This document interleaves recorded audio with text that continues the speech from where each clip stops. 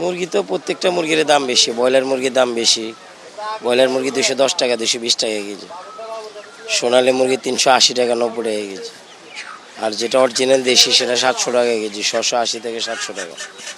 প্রত্যেকটা মুরগির দাম বেশি। দাম বেশির কারণে বাজারে কোনো কাস্টমার নেই, ক্রেতা আসে না, আমরা সারাক্ষণ বসে থাকা লাগে, বেচা কিনে নেই।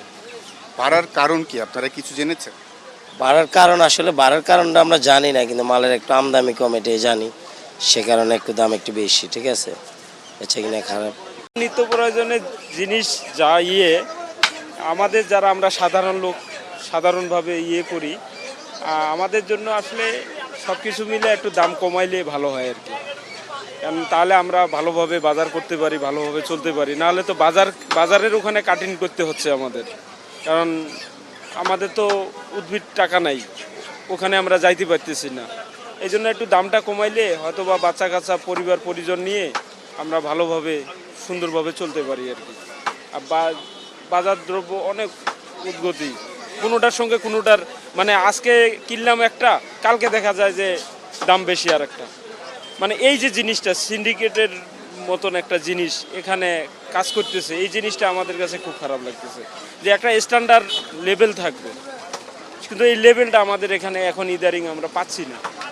এটার জন্য হয়তো বা কিছু কাজ করা উচিত, যেহেতু আপনারা মিডিয়া পার্সন, আপনাদের মাধ্যমে যদি কিছু একটা হয়। কিন্তু আমাদের খুব কষ্ট হচ্ছে। ডিম তো আপনার মনে করেন আগে আমরা 120 টাকা, একটা স্ট্যান্ডার্ড প্রাইস আপনার 100 টাকা, 120 টাকা, এটা একটা আমাদের জন্য সহানুক থাকে। কিন্তু যখন 140-50 টাকা হয়ে যায় তখন এটা খুব। আর ডিম তো নিত্য প্রয়োজন, সবাইরই লাগে, কম আর বেশি। কোনো ফ্যামিলিতে একটু বেশি লাগে, কোনো ফ্যামিলি, কিন্তু সবাইরই লাগে। এই জন্য এগুলা জিনিস করা উচিত। কারণ আমাদের দেশে আপনার ডিম উৎপাদন এবং আমরা যারা জনসাধারণ আছি, আমাদের দেশে তো ঘাটতির কোনো আমি দেখতেছি না। তাহলে আমরা এখানে এরকম প্রাইসে কিনবো কেন? কারণ একটা স্ট্যান্ডার্ড প্রাইস থাকবে, সেটাতে আমরা কিনবো। সাদা 135-40 বেচতেছে, আর হাঁস হলে 170-80 টাকা বেচতেছে। লাল আর সাদার ডিমের দাম বাড়ার কারণ? এই কিছুদিন আগে মনে করেন না, মার্কেটে মাল খুব শর্ট ছিল, এই জন্য মালের চাহিদা একটু বেশি ছিল, বেচাকেনাও বাড়ছিল, এই জন্য মাল খুব টানা ছিল, এই জন্য দামটা একটু বাড়ছে। মানে চাহিদা থাকলে দাম বাড়ায় দেয়? না, চাহিদা বলতে মার্কেটে মাল শর্ট হলে তো এমনিতে মানে সবাই দাম বেশি দিয়ে লয়ে জায়গা, এই জন্য মার্কেটটা একটু চাহিদা হয়ে যায়। এই দামটা বাড়াইছে কারা, কাদের কাছ থেকে আপনারা কি? এটা মনে করেন না, এটা তো আর কইতে পারবো না আমরা।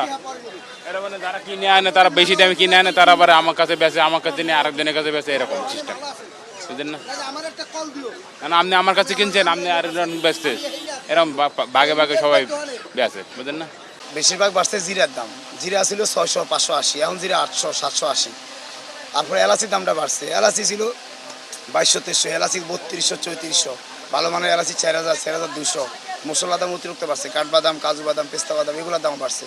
যে কাঠবাদাম ছিল 900-1100, যে কাজু বাদাম ছিল 1300-1400, যে আলু বুকরা ছিল 400 টাকা কেজি, এখন 500 টাকা কেজি। সব মশলা কেজিতে 100, 200, 300, 500 বাড়তেই আছে। দিন দিন প্রত্যেক দিন বাড়তেছে মশলার দাম।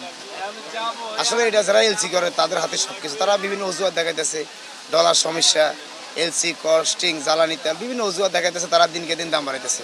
কিন্তু মালের সরবরাহ কোনো ঘাটতি নাই, কিন্তু দাম বাড়তেছে। একটা কালো এলাইচ, একটা সাদা এলাইচ। কালো এলাইচটা ছিল আপনার 1800-1900 টাকা, বর্তমানে 3000 টাকা। সাদা এলাইচটা ছিল ওটা কেজিতে বাড়ছে 1000 প্রায়।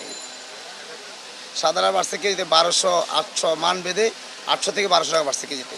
করে এরকম বেড়ে যাওয়ার মানে বললো যে গরমে মুরগি নাকি, কিন্তু যখন চরম গরম ছিল তখন ডিমের দাম কম ছিল। এখন কিন্তু গরম নেই, এখন বৃষ্টি, ঠান্ডা আবহাওয়া, এখন দাম বেড়ে গেছে। তার মানে নিশ্চয়ই এবার একটা সিন্ডিকেটের মধ্যে ডিমগুলোকে তখন স্টক করে একটা, ওই যে ইদানিং দেখা যায় যে বিভিন্ন কোল্ড স্টোরেজে ডিম রাখে, তার মানে এইটা তো আগে ছিল না। তার মানে এরা ওই ইচ্ছা করে যখন দাম কমে যায় তারা স্টক করে মার্কেটে একটা আর্টিফিশিয়াল ক্রাইসিস তৈরি করে দামটা বাড়ায়। তো তার ফলে আমাদের তো ধরেন আমি চাকরিজীবী, তো আমার তো স্যালারি ফিক্সড। এখন আমাকে দেখা যাচ্ছে যে ওই ডিমটা দিয়ে, কারণ মাছের দাম অনেক, তো ডিমটা দিয়ে মাঝে মধ্যে তরকারি রান্না করে অ্যাভারেজ করতে হয় মান্থলির একটা হিসাবে। তো এখন ডিমটার দামও বেড়ে যেতে খুব একটু টাফ হয়ে গেছে। এখন গভর্নমেন্টের আসলে বললে কি হবে, দেখেন মাঝখানে গরুর গোশত নিয়ে খুব গভর্নমেন্ট মুভ করলো, মুভ করাতে কি হলো, এখন 800 টাকা কেজি হয়ে গেলো, বরং উল্টা দাম বেড়ে গেল। তা আমার মনে হয় মুভ না করাই ভালো, গভর্নমেন্ট এগুলো না দেখে গভর্নমেন্ট উন্নয়নমূলক কাজ নিয়ে থাকুক, বরং ওইটাই আমাদের জন্য ভালো।